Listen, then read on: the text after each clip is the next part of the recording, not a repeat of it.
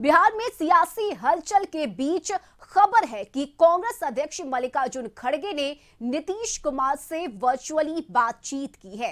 हालांकि उनके संयोजक बनने पर कुछ भी साफ नहीं हो पा रहा है और इसी बीच आज कांग्रेस अलायंस कमेटी की बैठक होनी है। राष्ट्रीय गठबंधन समिति के अध्यक्ष मुकुल वासनिक, अशोक गहलोत, भूपेश बघेल, सलमान खुर्शीद और मोहन प्रकाश मीटिंग करेंगे, जिसमें अलायंस को लेकर चर्चा होनी है। वहीं दूसरी तरफ कांग्रेस और आरजेडी सुप्रीमो लालू यादव चाहते हैं कि नीतीश कुमार को संयोजक बनाया जाए।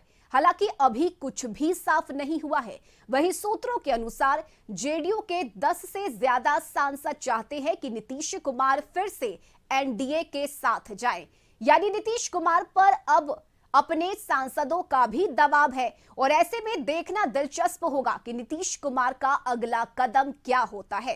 तो वहीं बिहार में बयानबाजी का सिलसिला भी जारी है।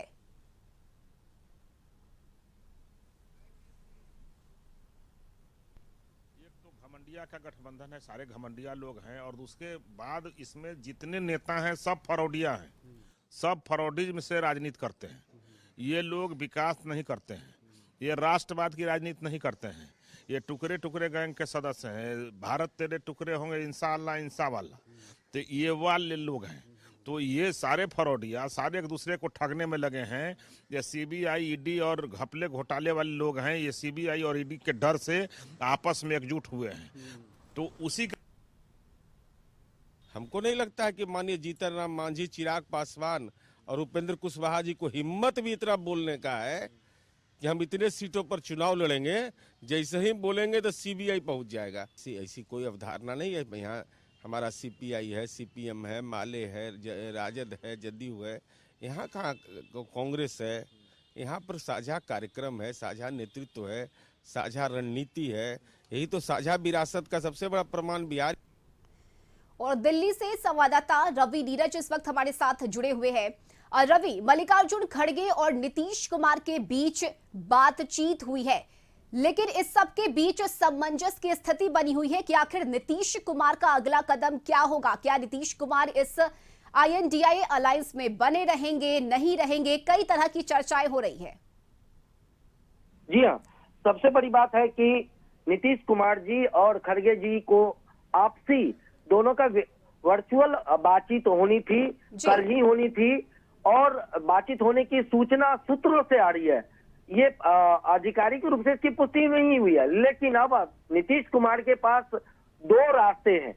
एक तो पहला रास्ता इनका है कि जो इन्होंने इंडिया गठबंधन का निर्माण बिहार से शुरू किया था और इनकी इच्छा थी कि उस गठबंधन में संयोजक के पद के रूप में और पीएम कैंडिडेट के रूप में हो। लेकिन 5 राज्य के जब चुनाव हुए, जो रिजल्ट आए, उसके बाद कांग्रेस वापस धरातल पर नजर आ रही है और लगातार कांग्रेस लालू जी के माध्यम से नीतीश जी से संपर्क में और नीतीश जी से डायरेक्ट भी संपर्क में है कि नीतीश जी इंडिया गठबंधन के अगुवा बनने को लेकर लगातार सूचनाएं आ रही है। और दिल्ली में इसको लेकर 5 सदस्यीय कांग्रेस की एक टीम जो है बैठक कर रहे हैं, जिसमें सीएम राजस्थान पूर्व है अशोक गहलोत, भूपेश बघेल, सलमान खुर्शीद, मुकुल वासनिक के आवास पर मोहन प्रकाश, ये सभी लोग ऐसे बातचीत का जरिया का रास्ता निकाल रहे हैं कि कैसे नीतीश कुमार को इस अगुवा बनाए रखना है। मुद्दा है कि एनडीए लगातार 24 की तैयारी में कहीं इंडिया गठबंधन से आगे है। अब नीतीश कुमार के पास या तो एनडीए में वापस जाना या इंडिया गठबंधन में उनके सम्मानजनक अगर जगह मिलता है और सीट शेयरिंग में उनकी भागीदारी बढ़ती है, तभी जाकर के वो रुकेंगे। क्योंकि एनडीए छोड़कर इंडिया के साथ आना और अगर इधर फायदा नहीं होता है तो कहीं ना कहीं उनके लिए हानि होगा। और जो पिछले लोकसभा में वो 16 सीटों पर जिस ढंग से जीत हुई है, अगर इंडिया गठबंधन में आते हैं तो उनके सांसदों की संख्या कम हो जाएगी। तो नफा नुकसान पर लगातार जेडीयू मंथन कर रही है। दिल्ली में भी 3 दिन तक लंबी बैठक हुई है, सभी राज्यों के प्रतिनिधि से भी बैठक हुई। तो एक कोशिश ये की जा रही है कि जदयू को ज्यादा बेनिफिट लोकसभा में किस गठबंधन से मिलेगा, इस पर भी हिसाब लगातार जदयू कर रही है। बिल्कुल, और इन तमाम चर्चाओं के बीच नीतीश कुमार का अगला कदम क्या होगा ये देखना महत्वपूर्ण है। बहुत शुक्रिया रवि आपका तमाम जानकारी के लिए।